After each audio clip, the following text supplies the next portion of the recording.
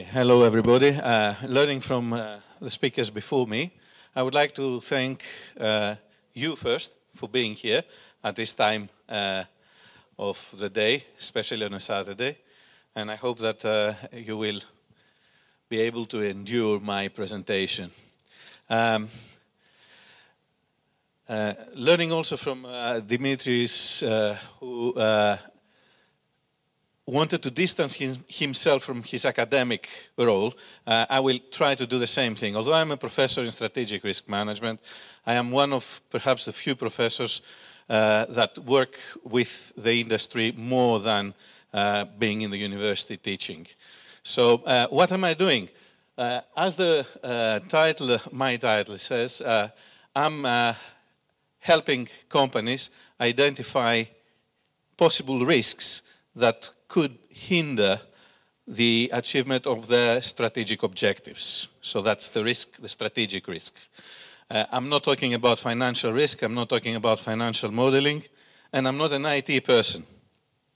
So in that sense, what I'm doing is, for example, when in one of the companies that I work with make the decision that they want to open a business service center in Cluj of Romania, because it makes perfect financial sense for the accountants, good return on investment, and then the marketers are going to be able to support many hotels that are franchised for this, with the brand of this company, the brands of this company.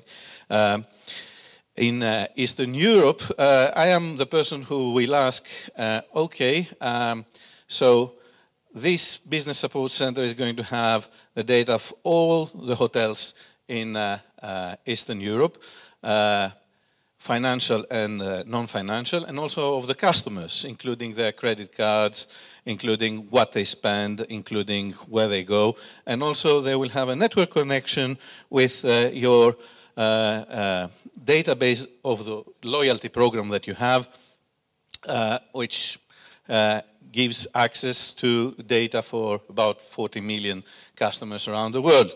Have you thought about extra information security since Romania is a known hub of highly intelligent hackers?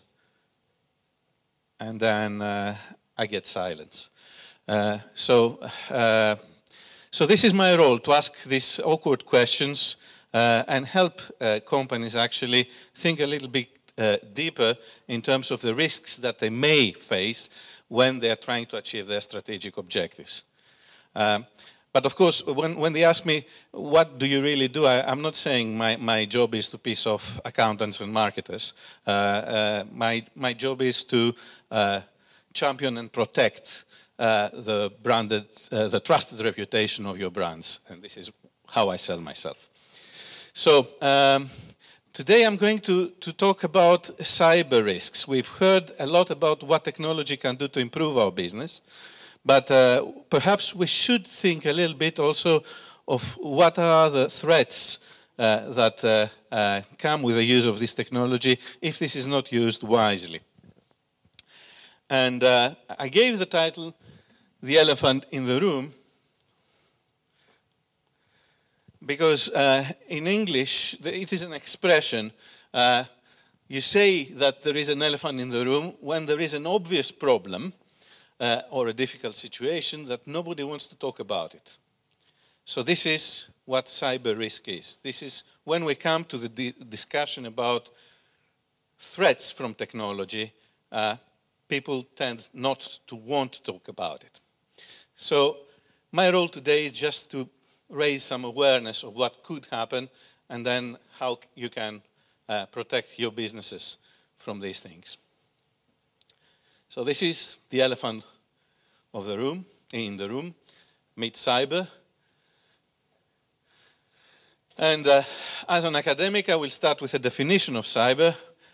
What is a cyber risk? Is any risk of financial loss, disruption or damage to the reputation of the organization that comes as a result of a failure of your technological systems.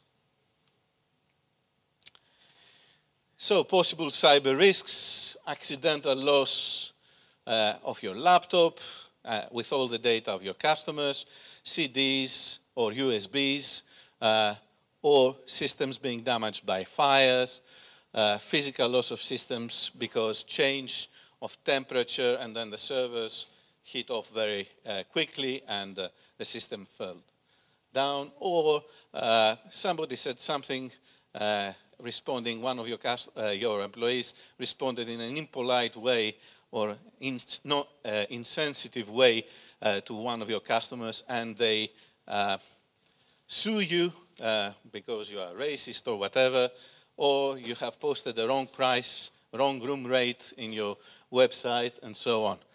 Boring, really boring, isn't it? Huh? You've heard all this before. Cyber risks. Are these just the cyber risks that you are facing? Let's make it a little bit more exciting. How about a hacker attack?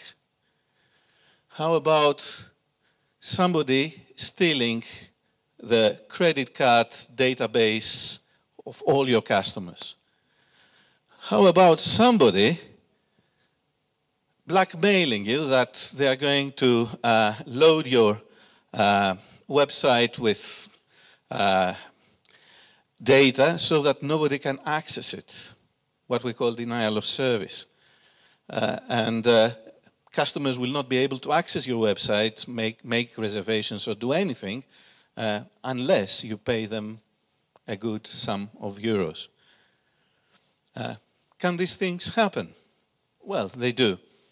Actually, I have a video here made by Deloitte that would paint this.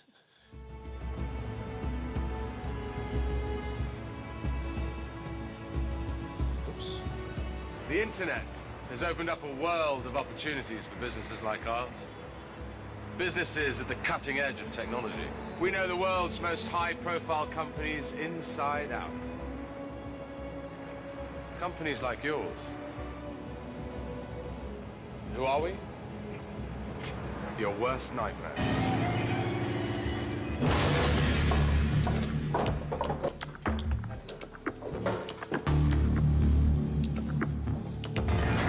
In a wave of attacks on businesses worldwide, criminals have launched yet another malicious attack on, well, I think he's here. I've got nothing to Do say. you think your position is sustainable, sir? I've got no comment to make. Do you think your shareholders are going to make it this I said we don't know the full extent of the intrusion. How long will you be offline? Do you have systems in place to stop this from happening? Our security protocols have been breached by what I can only describe as a highly sophisticated cyber attack. We can't take all the credit.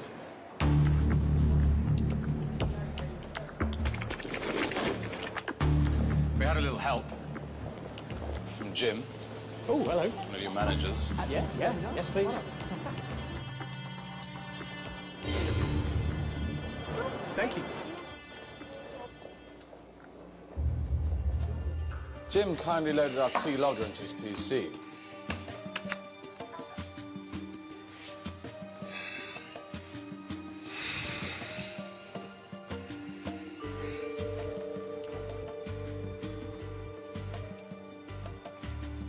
Before catching up on some emails, giving us direct access to his mailbox and password. Jim's giving us a lot of information. Access to business contacts, emails from work colleagues.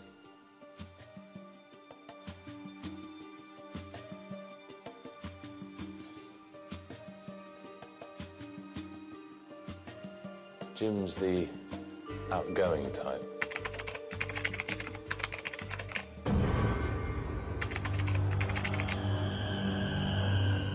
Hello, Ali in IT.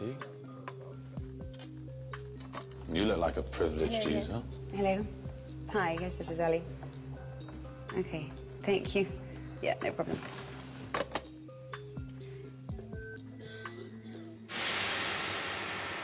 Think I'm in there.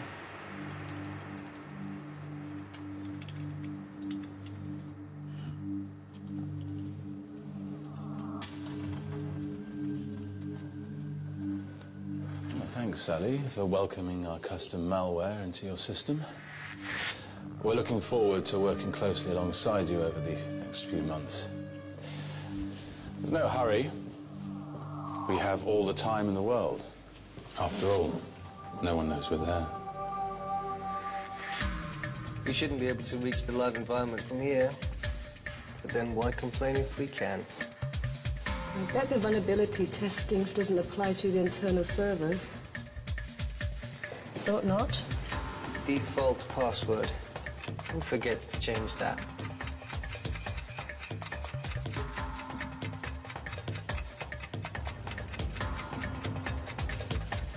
We have access to all your networks. We're in the database, mapping systems, circumnavigating firewalls across the business. Oh, and did I mention, we're going global on this one. Je l'enverrai tout de suite. Merci. We can organize the research and development from this end. Can you forward me the contract? そうですね、社内の方からも、承認が下りるまで他の方にちょっと、Intellectual property, confidential documents, personal and financial data belonging to thousands of people throughout your business, from anywhere in the world.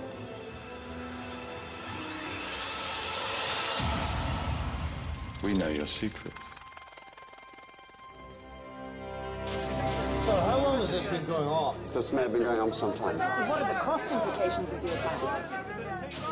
He doesn't know what's hit him, or his business.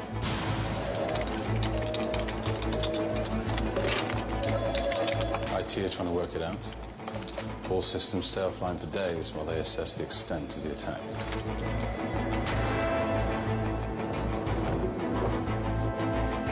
PR are working overtime on damage limitation.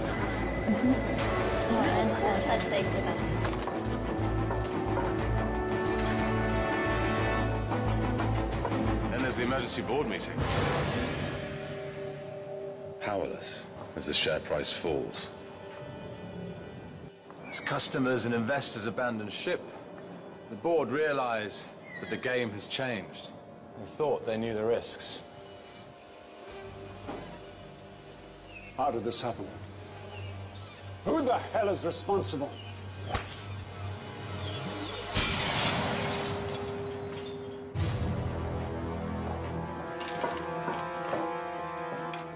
Working at the heart of your business has been an invaluable experience. Good to know the door's always open.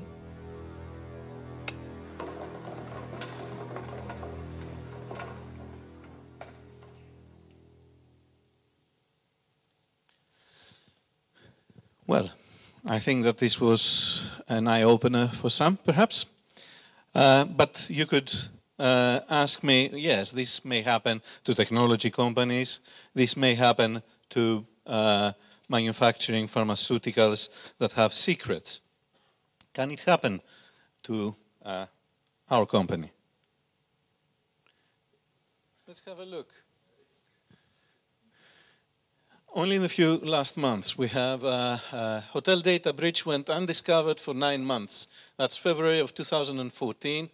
14 hotels, including ones owned by Marriott, Starwood, Intercontinental, Carlson Residor, and franchisees. 5 San Diego hotels from Bartel Hotels breached.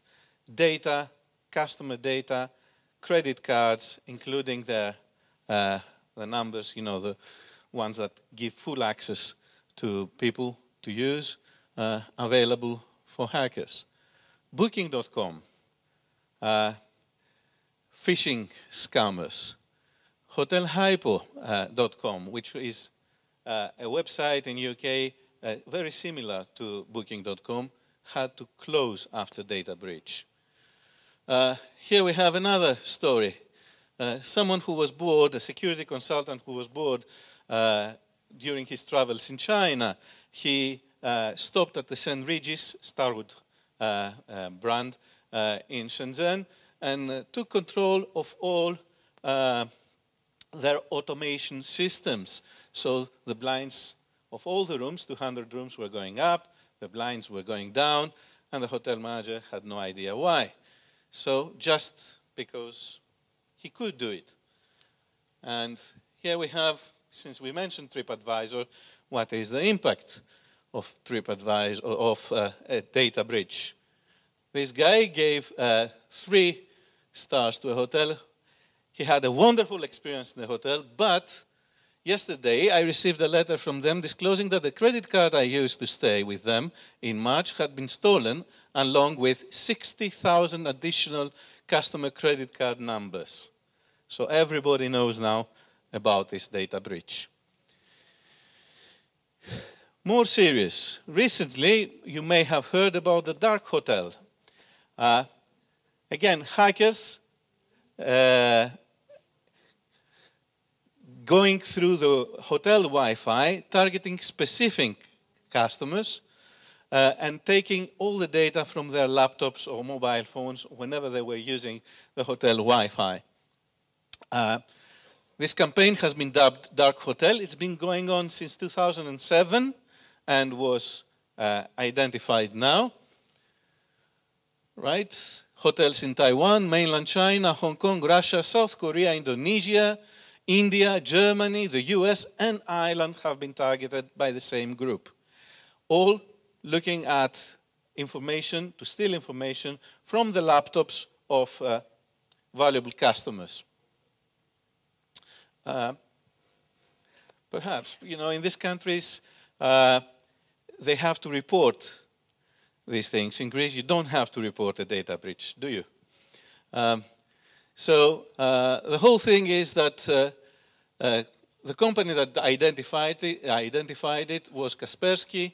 They have, it's like McAfee. It could be thousands of victims, hundreds of hotels that have been compromised. So, business impact, huge. Dissatisfied customers, they claim, they want compensations. You have to spend a lot of money for PR costs in order to rebuild your reputation. You lose data. Sometimes your systems are locked out and you lose business, and so on. But it can be bigger. Here we see that Wyndham, the company that has Ramada, Howard Johnson, Days Inn as brands, it's more known in the United States, more prevalent there. There are some hotels in UK as well.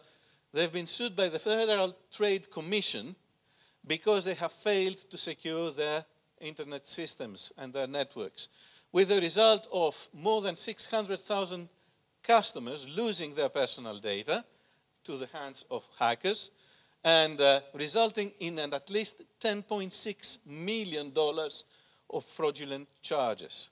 So they have used the credit card information of these customers, and they have bought things at that level. So imagine if this happened to your customers, what would happen?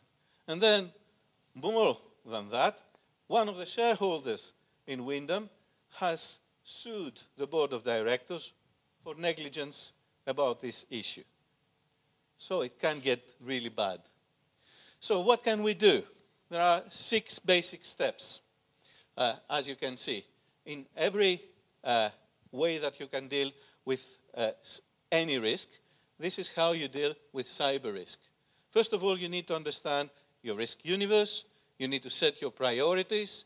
You need to develop policies and controls, develop a culture of vigilance, plan for crisis, and set audit and review systems. In order to understand your risk universe, you need to understand who would make the attack, who would benefit from such a breach. There could be state-backed hackers. We hear all the time about the Chinese, the bad Chinese, entering, breaking security systems and messing about with American companies' data. They could be hacktivists, politically motivated hackers, like the Anonymous, that want to send a political message. There could be black hats, in other words, hackers that work individually in order to cause damage to certain businesses.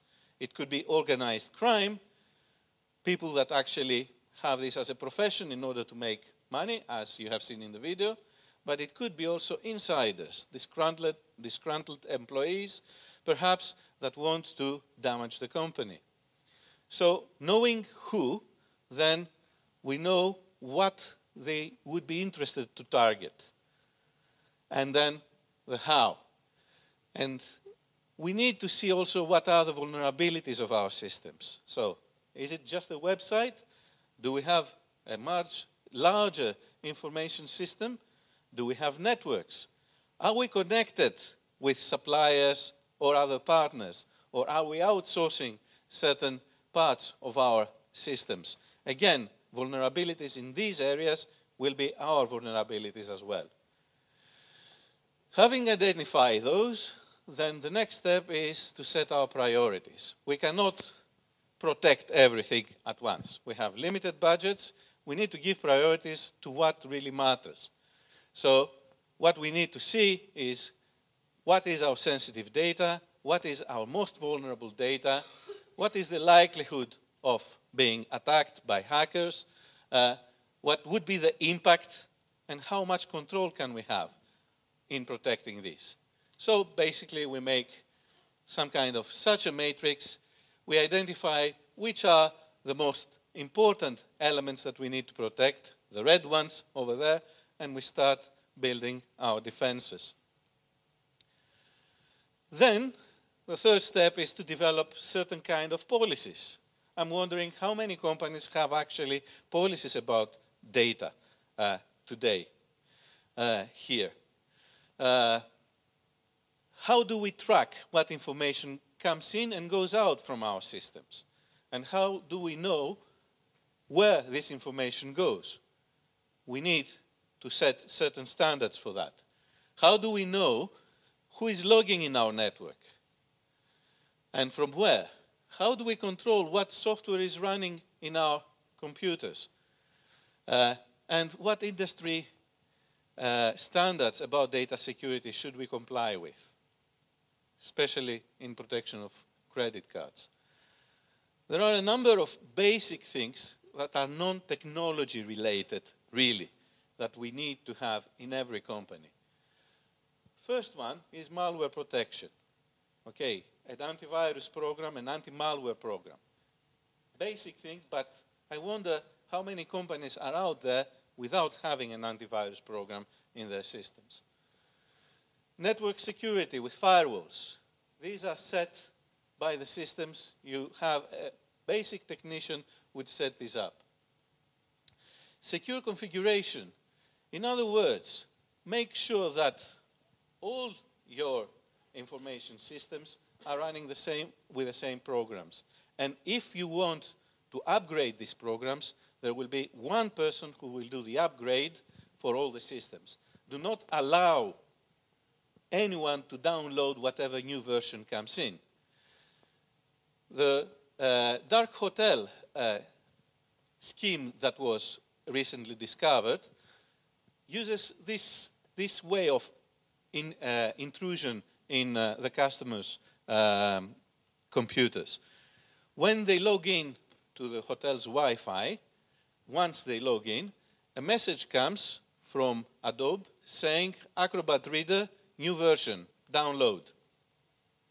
Okay? Most of us who read PDF files, we would like to be up to date, so we download. And by pressing download, a keylogger will be downloaded together with the program, and then they have complete control of our laptop. The same thing would happen in any company. If every employee was allowed to download whatever program they want to in the company's system. So, who has administrative privileges? Everybody in the company, or only one or two persons that can make these changes in your systems? Passwords. Password policy, about changing passwords, about changing the default passwords, about telling our employees using the word password as password is not good. Using 1, 2, 3, 4 as password is not good. You have to have more complicated passwords, and they need to change from time to time at specific periods. Removable media, USBs. You've seen the video. I'm not going any further than that. And educate the staff in handling sensitive data. I've been working in hotels in Greece way ago, and I remember at that time that people would give us perhaps credit card numbers, foreigners, because at that time credit cards were not so used in Greece.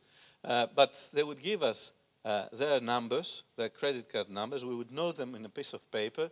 We would charge whatever we would charge. We would keep the piece of paper with all the data of the customer for anyone to use. Right. And I wonder how many people are doing the same thing today. My son works now for Hilton, but when he started working in a hotel where we live, they were exchanging credit card data by email. You know, customers would send, this is my credit card number, and this is my SVV, the 3 digits that. So, and they would print this, and they would leave it on the desk. Anyone could go and get this data and use it, let alone hackers. So we need to have some kind of policy in terms of all this. And then we need to train our staff to be vigilant. Right? We need to have logs where we know who has entered our system, who has logged in, who is logging out, who is using the system, from where, and so on. We need to have this basic technology that doesn't cost much but can save us from a lot of trouble. And then, it's not about if it happens, it's about when it happens. We need to have a crisis management plan. What should we do when it will happen? When the hackers will breach our systems and they will take the data. How are we going to handle our customers? How are we going to inform them? How are we going to compensate them if we are to compensate them? How we are going to handle this situation? How are we going to communicate with our people, with the media, and with whoever is interested in that? So we need to have a proper crisis plan, crisis communication plan, and how we are going to manage the consequences of a data breach. And finally, we need to have some kind of checks that the systems that we have in place work. So we have to have some key performance indicators, and I'm not going to list any of those. We need to have some audits, regular audits, periodic reviews, and tests and exercises. What if this happens? How are we going to react? How are we going to resolve a crisis when this crisis comes? So these are the basic 6 steps about managing risks, cyber risks. And this is a closing quote, very interesting one, by James Comey. 2 types of company today in the world. Those who have been hacked and those that do not know that they have been hacked. So that comes from the head of FBI. If you have any questions, I am at your disposal. I know that you are very tired. If not, thank you very much. Who has a question? Yes.